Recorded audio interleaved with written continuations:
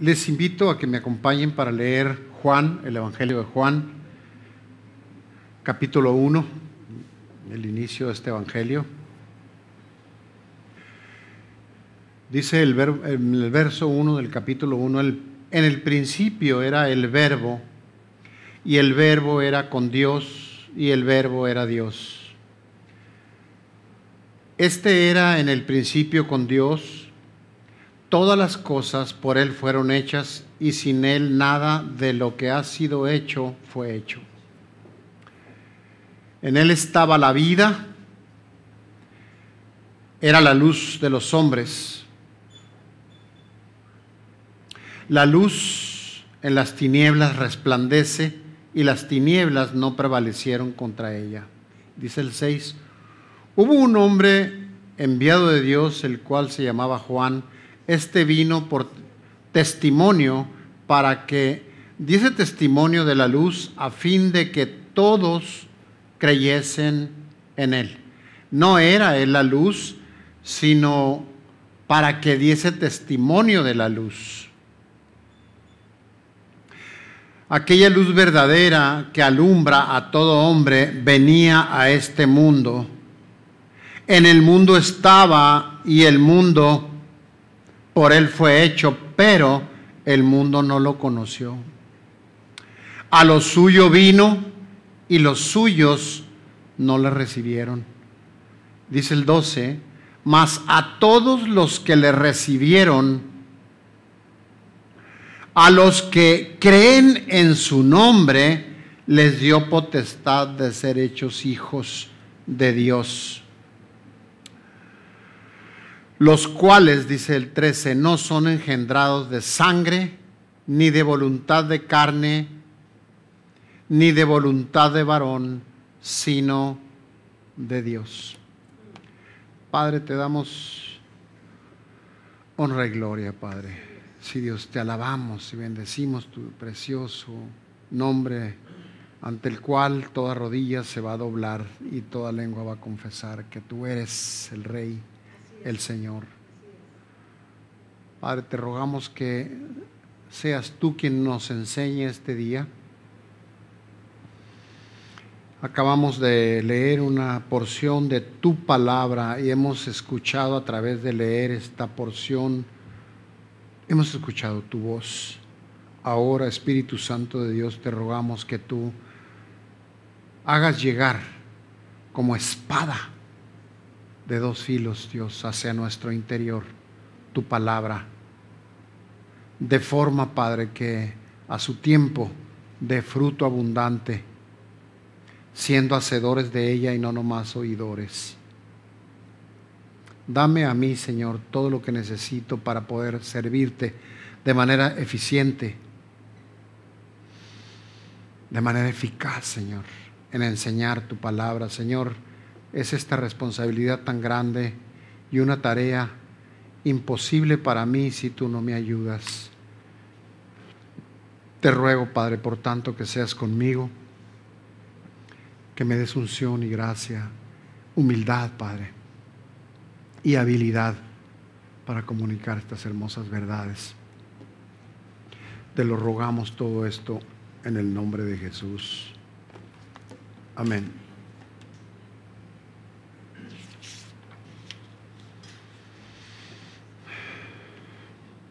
A través de todos estos años que Dios me ha permitido el privilegio de servirlo, sirviendo a su iglesia, he podido percibir que hay quienes no tienen muy clara su identidad como hijos de Dios, o no se comprende muy bien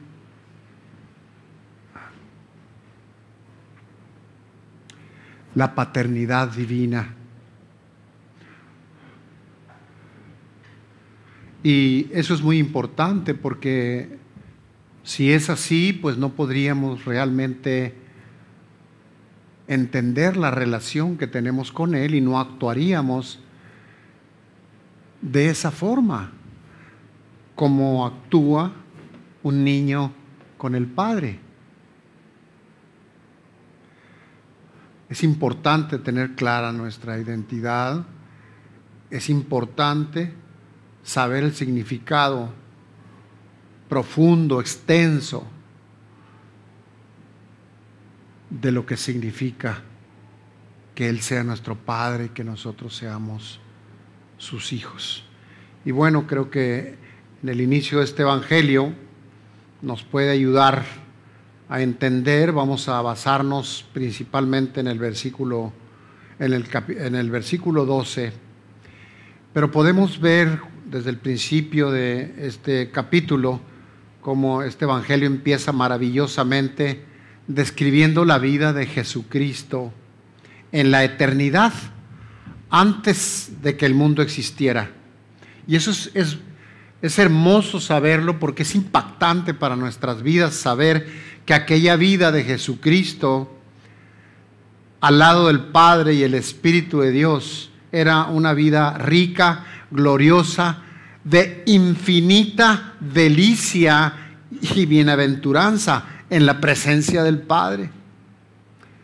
Comprendida esta verdad, vamos nosotros a poder apreciar con más intensidad el amor condescendiente de Jesús, como cantábamos ahorita, dejando el trono para venir a hacerse hombre y habitar entre nosotros.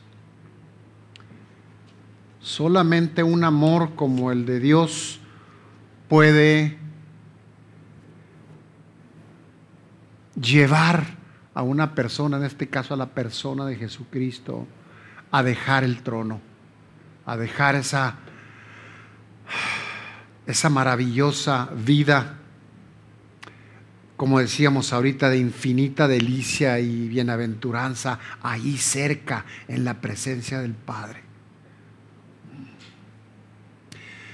Así que, bueno, la autorrevelación y obra redentora de Jesús al momento del inicio, cuando dice el Verbo, en el principio estaba el Verbo, se presenta el Señor revelándose a sí mismo con claridad por medio, como lo sabemos, de dos poderosos, principalmente, aunque fueron muchos, dos poderosos hechos, que es la resurrección de Lázaro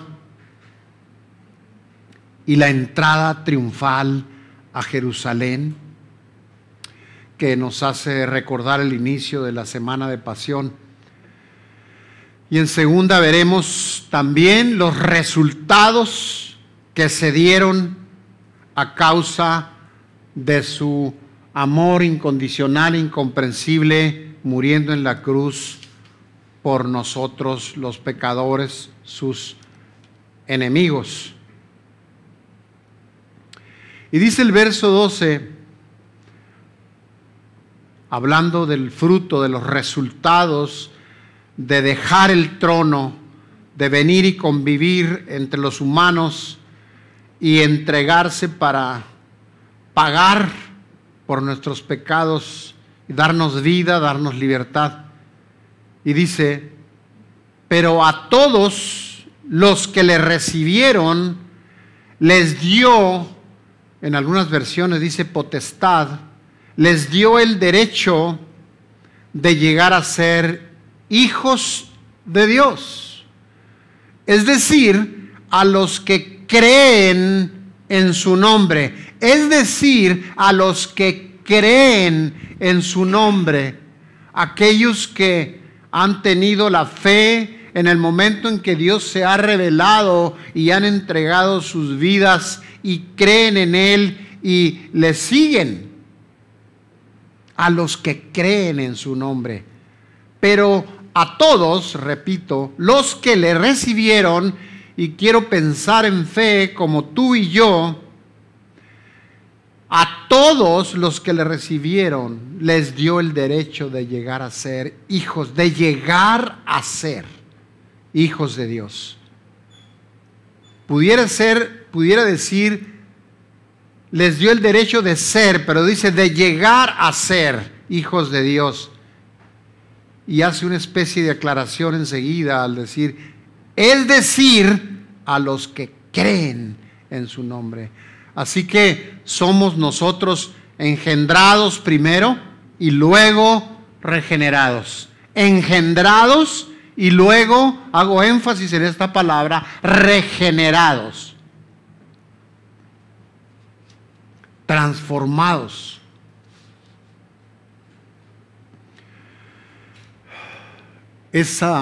Refiriéndonos a esa transformación, esa santificación progresiva.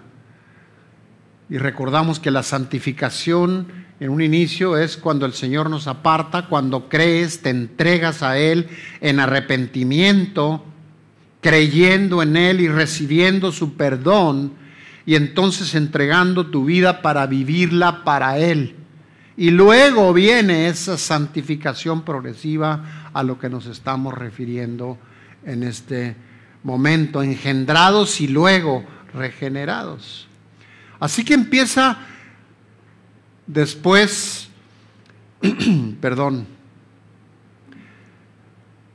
de darnos esta introducción entre el verso 1 y el 11, dice el 12 inicialmente, a todos, empieza diciendo el versículo 12, mas a todos.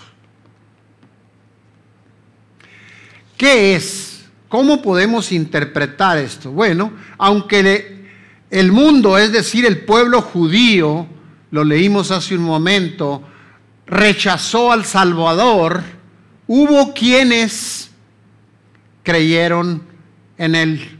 Hubo quienes lo aceptaran, como tú y yo lo aceptamos en algún momento. Pudiera ser que hubiera entre nosotros alguien que no le ha sucedido esto, y es un buen momento para reflexionar, para esperar que Dios nos hable y tal vez entregarnos a Él si Dios se está revelando a tu vida. Entonces, a todos los que le recibieron, a todos. El pueblo judío lo rechazó, lo decíamos hace un momento, pero hubo quien lo aceptara. Y esas personas recibieron el mayor favor espiritual sin consideración de nacionalidad o ascendencia física. ¿A qué nos referimos con esto? Bueno, pues es que el pueblo judío presumía de ser hijo de Abraham y nadie más, ellos nada más. Como pueblo judío, nada más ellos. Entonces, de alguna manera, ellos menospreciaban a todos los demás, porque ellos eran hijos de Abraham, de una persona física. Así que aquí estamos diciendo sin consideración, recibieron todos los que creyeron, fueran judíos o no judíos, fueran morenos o fueran rubios, fueran de la nacionalidad que sean o de la familia que fuera o del lugar que fuera, sin consideración de nacionalidad o ascendencia física. Así pues, la mencionada expresión todos significa cualquiera, sea judío o sea gentil.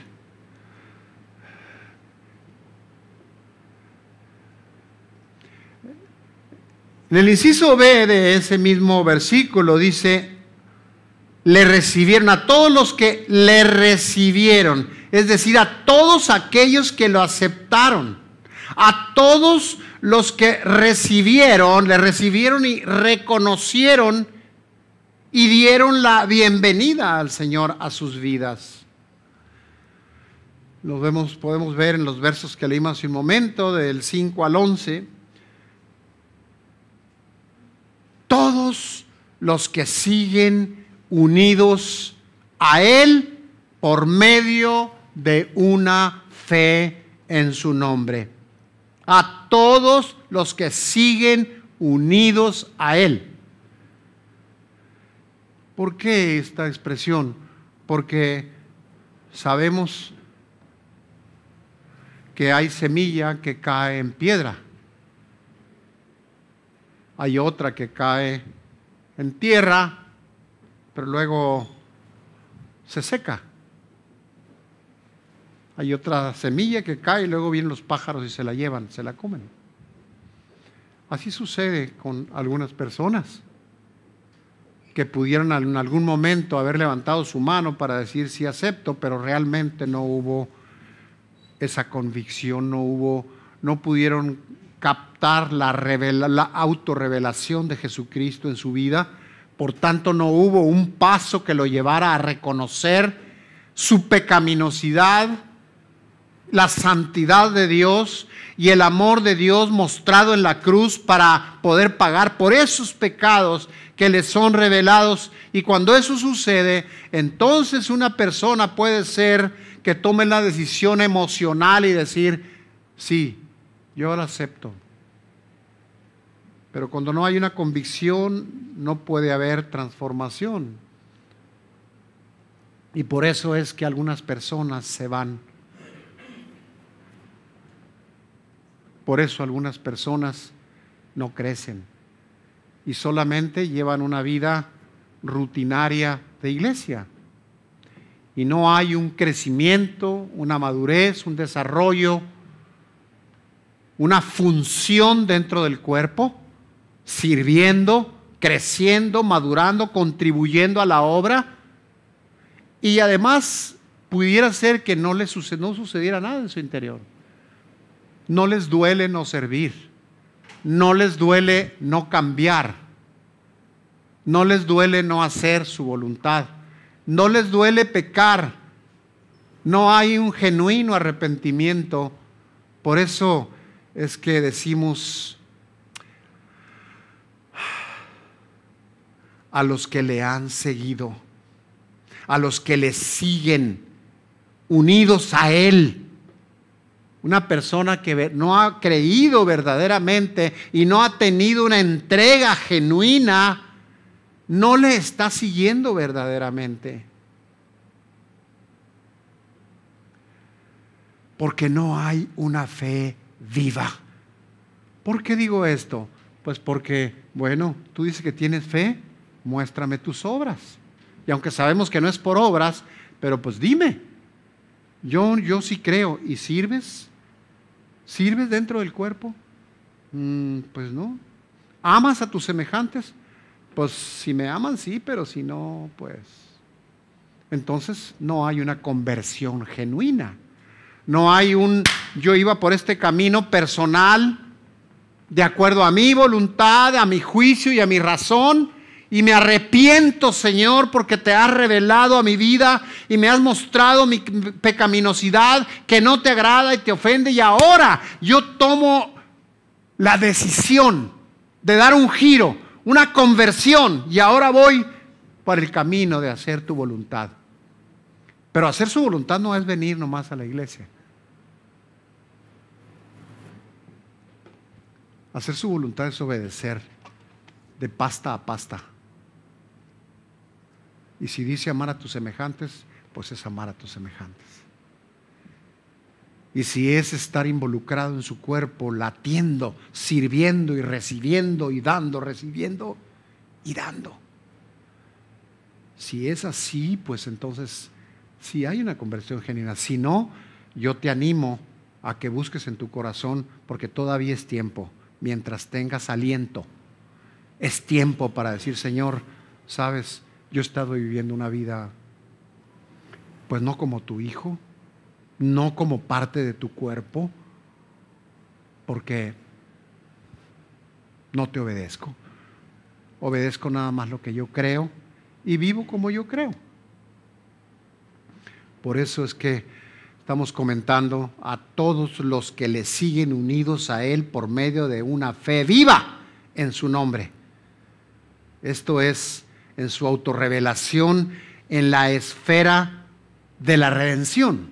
Es decir, un día esa revelación incluyó el decirte, sabes, tú eres un pecador, que me ha ofendido y me ha lastimado, y has lastimado a tus semejantes y te has lastimado a ti mismo. ¿No lo has visto? Te lo revela, y al momento de ver esa pecaminosidad en nuestro corazón hay un dolor y hay un arrepentimiento genuino delante de Dios. Y entonces es que hay una transformación. Pero cuando nuestro interés en leer las Escrituras, en aprender del Señor, en servirlo, en escuchar con atención su palabra, en darle la importancia que tiene a sus verdades, entonces tal vez no lo estamos siguiendo en fe. Y entonces tendríamos que cuestionarnos si nuestra conversión es real. Porque no hay interés. No hay un interés genuino. No hay un seguirlo, Señor, ¿qué dices aquí? Yo quiero hacer tu voluntad. Podemos cantarlo y podemos decirlo, pero no necesariamente hacerlo.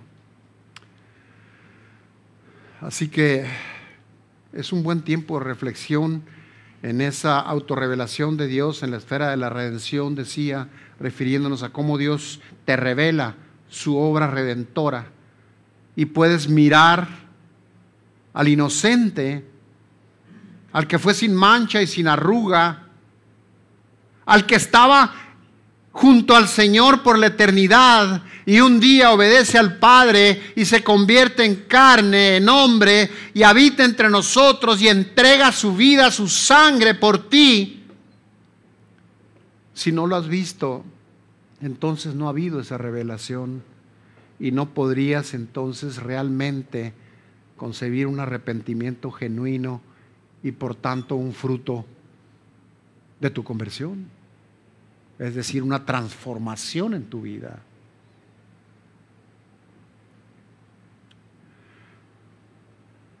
Si sí la ha habido, pero hubo una pausa en tu vida por alguna razón, como vemos algunos, incluso héroes de la Biblia, que también se equivocaron y algunos hasta estuvieron en pausa esa relación con Dios en obediencia, pero el Señor en su misericordia puede levantarte de ahí, ungirte, empoderarte, usarte. Por eso es que cuando nos damos cuenta de estas cosas, el Señor está ahí con los brazos abiertos, te habla a través de las Escrituras. Y cuando viene la convicción del pecado, del error, de la falla ante Él, entonces Él está ahí en su trono para que tú te acerques confiado al trono de gracia y recibas el oportuno socorro, el perdón de tus pecados que tal vez hiciste en esa pausa en la que Dios en su soberanía la permitió y que ahora en su misericordia te está permitiendo reconocerle.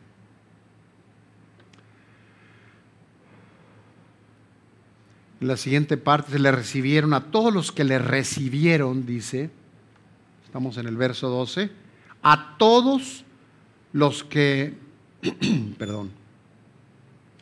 a todos los que le recibieron, a todos los que le recibieron, les dio. Es una expresión común en el arameo, dada la influencia de esta lengua, la del arameo, sobre el griego. Les dio, porque al judío le era difícil comprender que en la nueva dispensación ya no existen privilegios especiales basados en relaciones físicas. Y el evangelista se da perfecta cuenta de esto, de esa inclinación judía. Y entonces repetidamente indica en su libro, alrededor del versículo 14, y no es de extrañar esto, y Juan lo detecta y por eso le da un lugar en el verso 14. A estos les dio, siempre será un don de Dios. Él se complació en dar. Les dio y tenía la autoridad para hacerlo. Les dio un don de la gracia soberana de Dios. Así que tenemos que tener claro que primero somos engendrados y luego regenerados. Asegúrate. ¿Cuál es el fruto en tu vida? ¿Hay un fruto en tu vida de regeneración? ¿Hay un hambre y una sed por conocer las Escrituras? hay un entusiasmo, hay una pasión por escuchar el mensaje, el evangelio, la enseñanza de Dios. Si tú dijeras, pues no estoy tan seguro, pídesela al Señor. Pídele primero esa autorrevelación, que te revele la obra de la cruz, que revele tu interior, si es que no está sucediendo o no ha sucedido. Y Él te va a revelar, hasta que un día tú puedas ver que te enciendes en pasión por el Señor, por aprender, por crecer, por madurar, por hacer su voluntad, por obedecer, por conocer toda su palabra.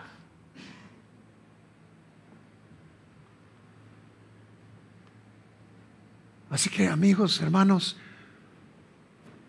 veamos cómo pudiera haber gente que sí se entusiasma y puede permanecer en un concierto por 2 o 3 horas, atento, sin perder el entusiasmo. ¿No nos enfadamos? Si te gusta el concierto, si te gusta la película, si te gusta el espectáculo, no te enfadas, no te ausentas, estás atento ahí, con todos tus sentidos. ¿Estamos así cuando estás oyendo el mensaje del Señor? ¿Estás así cuando estamos adorando al Señor? No, creo que me falta. Pídeselo, Él te lo va a dar, porque esa pasión viene de una conversión auténtica, genuina.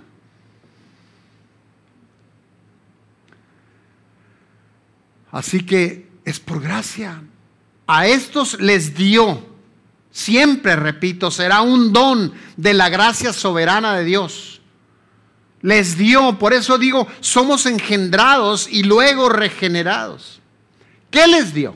Les dio el derecho, les dio la facultad, les entregó por gracia el poder. Es decir, yo puedo ser hijo de Dios.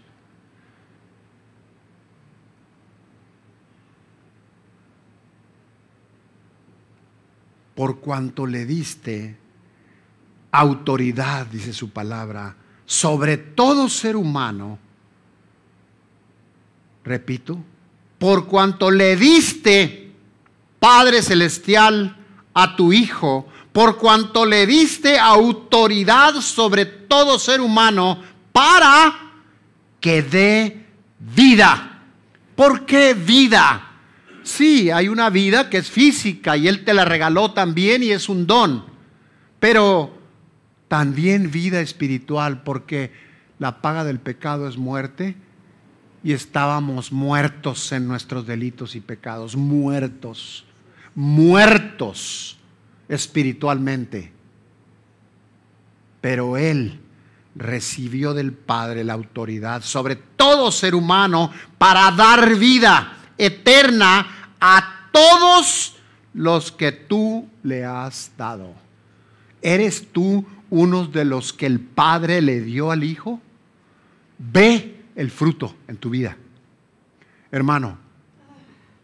Y de veras, tal vez en algún momento pueda proyectar cierta emoción o desesperación en esto, pero es que es de vida o muerte. En una ocasión escuché yo a una persona que dijo, es que, pastor, ¿cuántos de los que estamos aquí no seremos salvos? ¿Cuántos de los que estamos aquí realmente serán cristianos auténticos? Y sabes, Dios me habló ese día y dije, yo necesito refrescar estas cosas para que esta iglesia esté formada por gente que da fruto, por gente que le ha sido revelada la obra de la cruz, que ha sido revelado el pecado y la obra de la cruz les dio esperanza, y el Señor vino en su misericordia y trajo perdón, trajo la revelación, trajo arrepentimiento y te dio el perdón. Y ahí fue donde empezó tu vida espiritual. Cuando te arrepientes y te entregas genuinamente, es ahí donde somos engendrados. Sí, engendrados, porque una persona puede tener a un hijo en su vientre, pero todavía no lo tiene en sus manos, ni está totalmente formado, ni es un adulto. Así que hay un proceso. les dio el derecho, la facultad. ¿Por qué? Porque Él así recibió esa autoridad del Padre, esa facultad para hacer eso. Autoridad sobre toda la gente, todo ser humano, sobre toda su creación. Le dio autoridad para que dé vida eterna a todos los que Él le ha dado. Y tenemos nosotros que reflexionar y pensar y meditar si nosotros somos uno de esos que el Padre entregó a su Hijo. Y podemos verlo a través del fruto. Porque ¿cómo conoceremos si alguien es creyente auténtico? Por sus frutos. Porque por sus frutos, dice, los conoceréis. Tú tienes que evaluar. Es conveniente ahorita que estás vivo. Ahorita que estás vivo. Ahorita, yo no sé mañana. Yo no sé hoy en la noche. Ahorita que estamos vivos. Asegúrate. Y si no ves que hay el fruto que Dios espera, ruégale, clámale, llórale, búscalo. Para que te asegures que si tú te vas esta noche, te vas con Él. Y que mientras estás aquí, le estás dando gloria con tu vida. Porque reconoces si no hay manera de evaluar y pagar lo que Él hizo en la cruz por nosotros. Lo único que podemos hacer es realmente tener una entrega genuina al Señor y obedecerle y darle gloria a través de nuestra vida, de nuestra forma de vivir.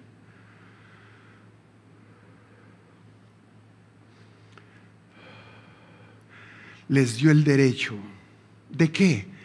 De llegar a ser hijos de Dios. Estuve dándole tantas vueltas, orando y estudiando sobre esta parte, porque no dice les dio el derecho de ser, dice les dio el derecho de llegar a ser hijos de Dios. Los judíos se jactaban, decía yo hace un momento, de sus derechos hereditarios, porque ellos se llamaban a sí mismos hijos de Abraham.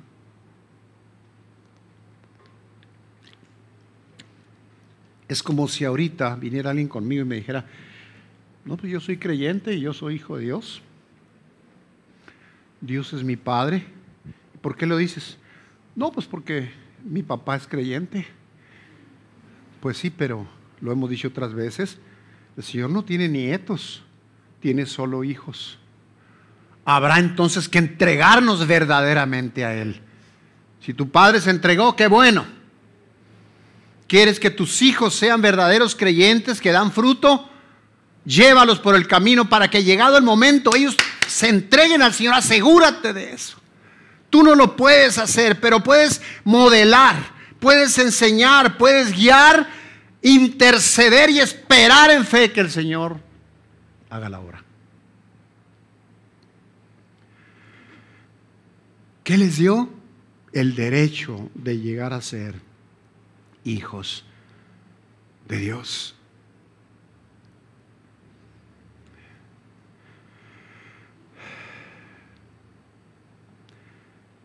Los creyentes reciben el derecho, la facultad de poder hacer, de poder llegar a ser realmente hijos. Llegar a ser realmente hijos. Una mujer que ha concebido y tiene un hijo en el vientre, todavía no lo tiene en sus manos, todavía no ha crecido, es así un ser humano consumado. Llegar a ser hijos de Dios. Y en Juan 3:1 hay una comparación ahí típica de Juan. Dice, e hijos no solamente de Abraham, sino de Dios. ¿Se fijan la diferencia? Cuando los hijos de Abraham estaban ahí y vino el Señor Jesús, ellos necesitaban reconocer a Jesucristo, entregarse a Él, y entonces serían hijos de Abraham, pero hijos de Dios también.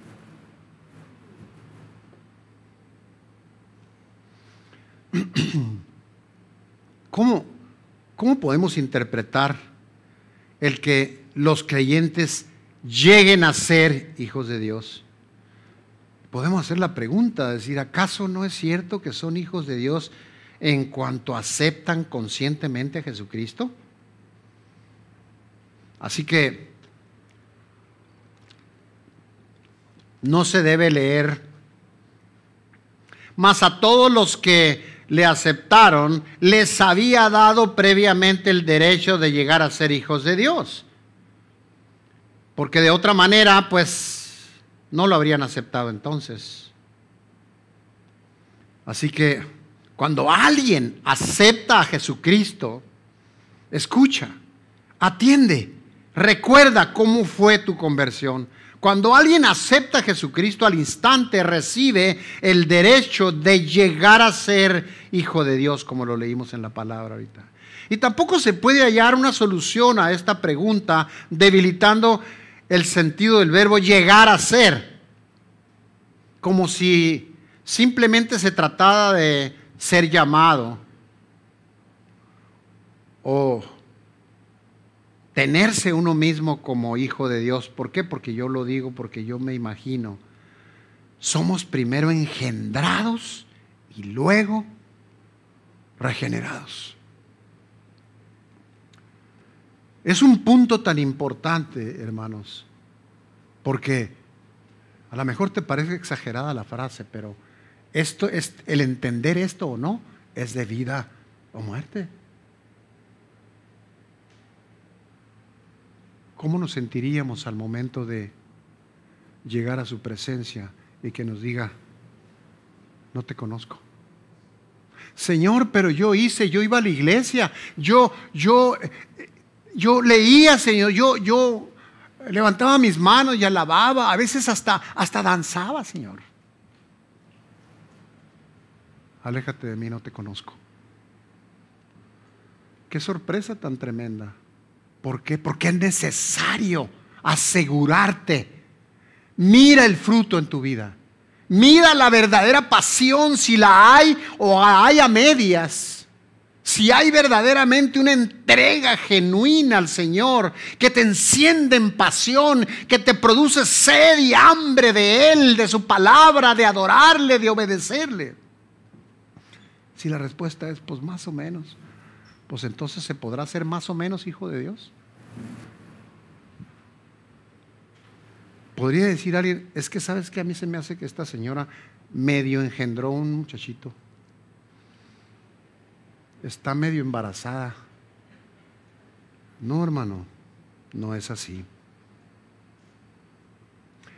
Para llegar a una interpretación correcta de esta cláusula, si le queremos poner así, a nuestro parecer, debemos tener en cuenta el significado especial que Juan da a esta expresión. Porque yo puedo decir muchas cosas y muchas tonterías también, muchas expresiones aberrantes, sin un sustento bíblico sólido, sin una buena doctrina, pero eso no es lo importante es lo que dice Dios a través de Juan, de este escritor guiado, inspirado por Dios.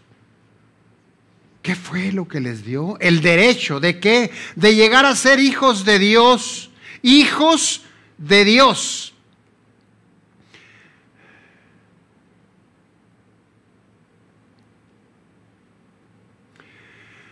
Ni el Evangelio ni las epístolas de Juan usa la palabra hijo de manera ligera.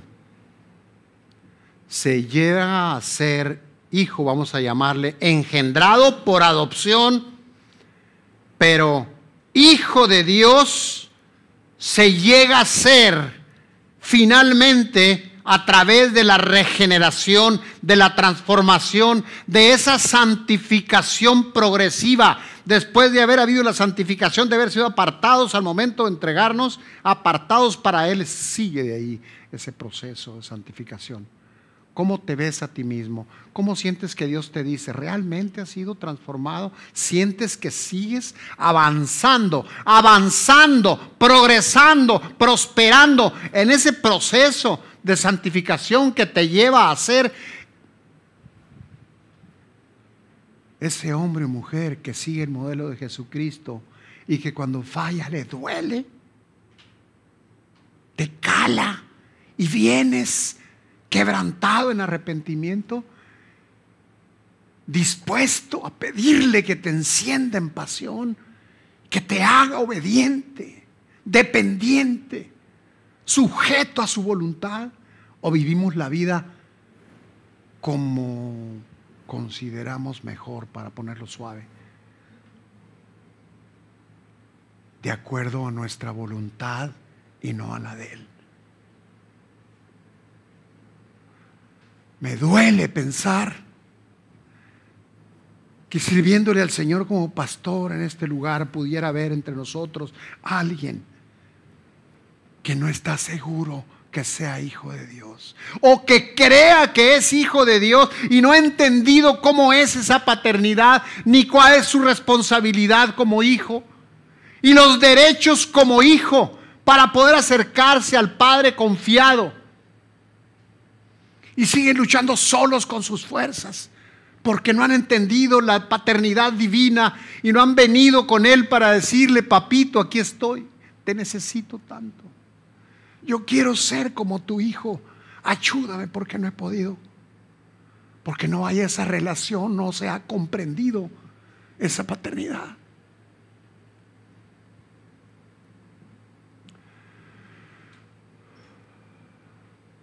Pablo hace uso de esos dos términos para describir a los creyentes como hijos de Dios. El sustantivo que Juan usa para este propósito se refiere a engendrar. Para Él, y hago hincapié en esto, subrayo, quiero poner en relieve esto: para Él la salvación es la comunicación de vida al ser engendrado de Dios, de forma que se llegue a ser hijo suyo. Voy a repetir esta frase. Para él, para Juan, como lo escribe, y la revelación y la dirección, la inspiración que le dio el Señor, para él la salvación es la comunicación, la transfusión de vida al ser engendrado de Dios, de tal forma que se llegue a ser hijo suyo. Si quieres la referencia, es primera de Juan 2:29. A causa del hecho de ser nacido de Dios, el hombre, repito, a causa del hecho de ser nacido de Dios, el hombre es transformado según la semejanza de Dios. Si tú lees las Escrituras, si tú las tienes en tu mente y en tu corazón, sabes, conoces el modelo. ¿Cuál es la semejanza de Dios? Pues la semejanza a Jesucristo. ¿Cuánto eres tú parecido a Jesucristo? Y voy a nomás una sola palabra a mencionar. ¿Cuánto eres parecido a Jesucristo en tu amor? ¿Eres pronto para perdonar o para juzgar? ¿O para ver la paja en el ojo ajeno sin ver la viga que tenemos? ¿Cuánto amas a tus semejantes, empezando por tu casa, por tu esposo o esposa, por tus hijos? ¿Cuánto amas a tus hermanos en la iglesia? No, pues sí los quiero. No. Eso fue lo que contestó Juan al Señor. ¿Me amas, Juan? Sí, pues sí te quiero. ¿Cuánto los amas? ¿Te preocupas porque no están aquí ahorita? ¿Sabes tú quiénes andan de vacaciones? ¿Quiénes están fuera de la ciudad por alguna razón? ¿Sabes si alguno de los que falta ahora aquí está enfermo?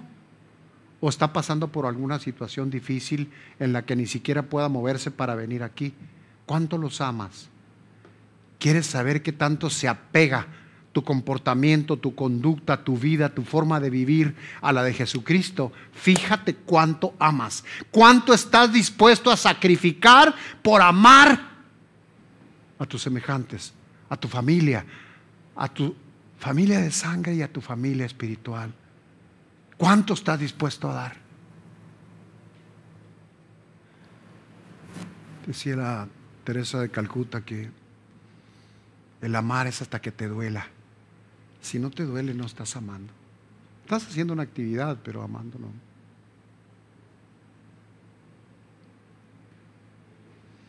Claro que duele ir a pedir perdón. Claro que duele perdonar cuando has sido ofendido y no quieres perdonar. ¿Cuánto estás dispuesto a sacrificar de aquellas cosas que tú quieres por darle al necesitado? Para la gloria de Dios. Otra vez estás hablando de lana. No, decía Adolfo, de tiempo también. ¿Cuánto estás dispuesto a sacrificar de tu partido de fútbol o de cualquier otra diversión o espectáculo para ir y visitar a un enfermo, a un necesitado o a alguien que no está aquí ahora? No sé, estos solamente son ejemplos para poder saber cuánto nos parecemos al modelo de Jesucristo que nos muestra al Padre.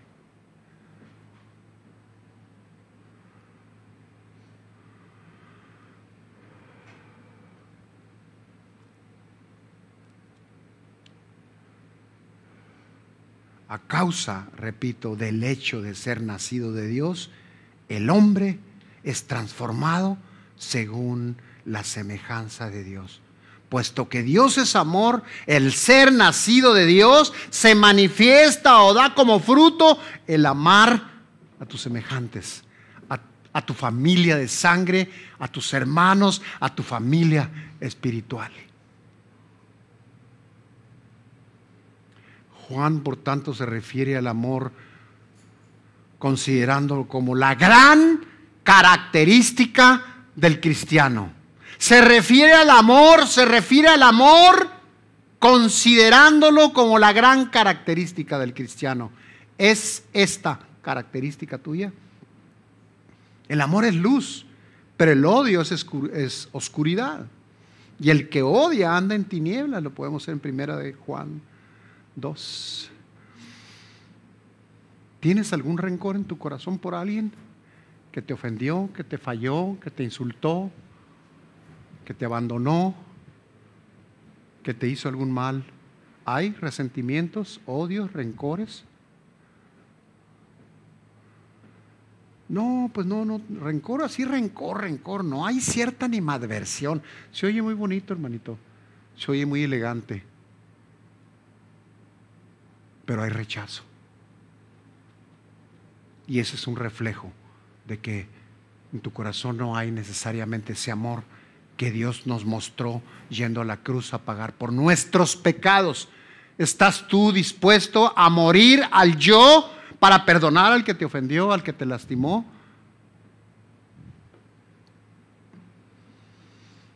El amor es la característica del cristiano.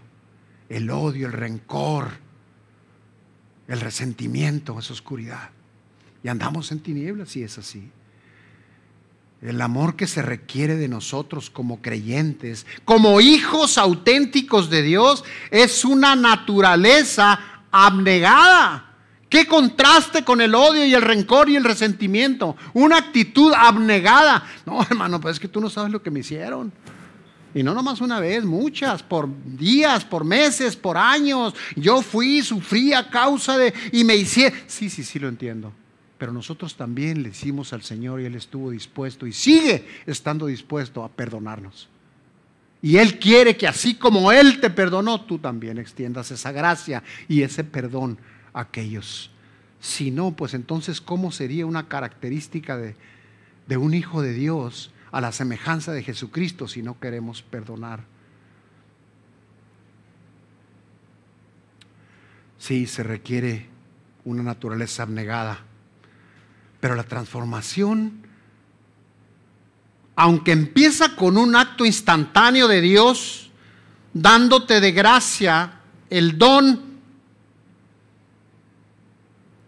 es un proceso natural, es un proceso gradual. En principio, llega a ser hijo de Dios en el mismo momento en que la vida de lo alto es transfundida a nosotros, entra en nuestro ser.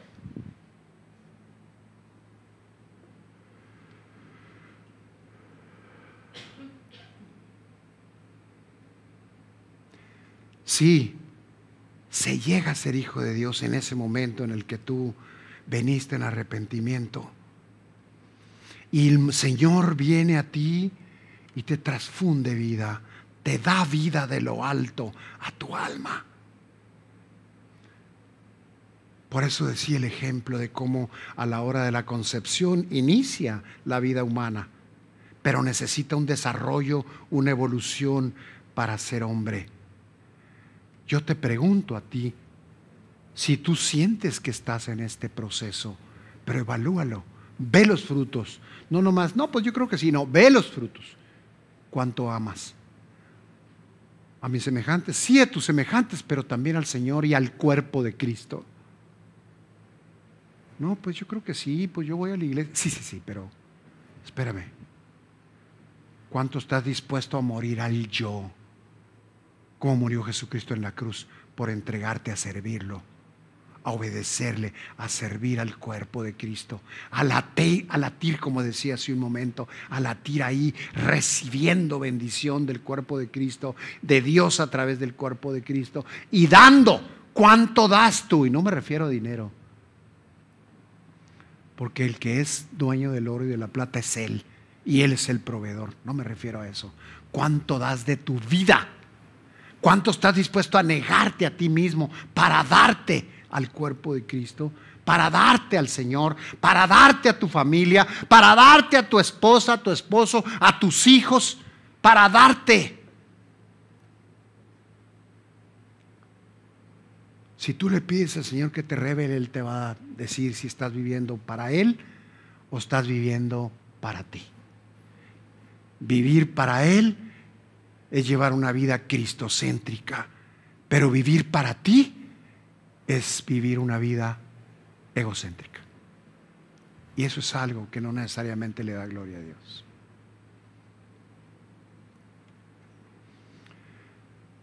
Ahora somos hijos de Dios, pero la suprema realización de este ideal ha sido reservada para el futuro, que libres de toda impureza, la vida de Dios, su santidad y amor se hará completamente manifiesta en nosotros. No se ha hecho aún todavía, estamos en ese desarrollo, pero esa suprema realización que acabamos de mencionar, ese ideal, está reservada para el futuro, cuando vayamos limpios de impureza delante de Él, que podamos reflejar su santidad y su amor. Entonces se hará completa y será manifiesta en nosotros. Por ejemplo, la suprema realización de la obra de Jesús ocurrió al morir en la cruz y resucitar e ir a la derecha del Padre. Al morir en la cruz por ti. ¿Cómo podría haber una suprema realización de ti como hijo si no hay ese amor? Si no has muerto totalmente al yo, para obedecerle, para depender de Él, para sujetarse a su voluntad, para hacer su voluntad, para obedecerle en cada palabra.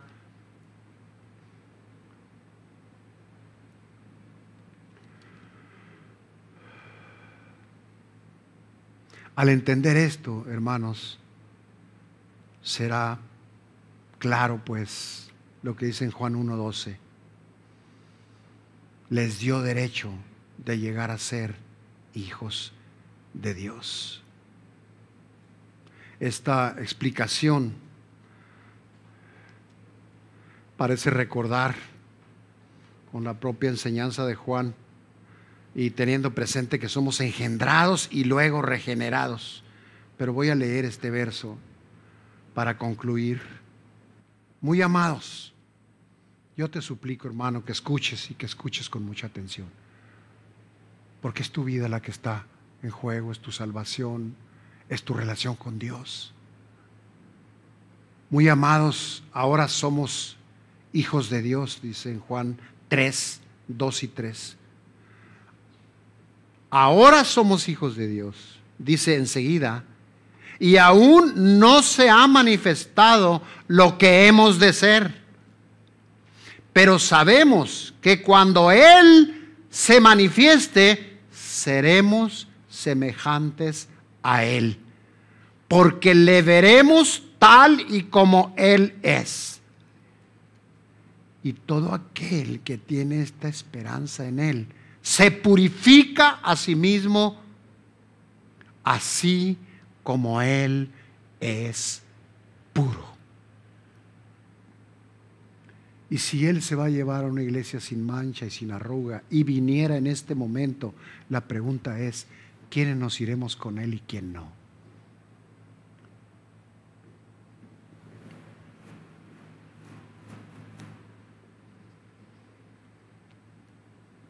Si tú me preguntaras, entonces, ¿qué debo hacer, hermano? Asegúrate de que tu conversión sea auténtica. Solo Él puede autorrevelarse a tu vida. Solo el Espíritu de Dios puede transformarte. Solo el Espíritu de Dios, la gracia del Padre y la obra del Hijo pueden revelarte su voluntad a través de leer su palabra. Solo Él puede ponerte el deseo, el querer como el hacer, para que realmente seas transformado a la imagen de Dios y puedas ver el fruto de esa transformación, la evidencia de tu conversión, por su gracia, para su gloria y para tu beneficio.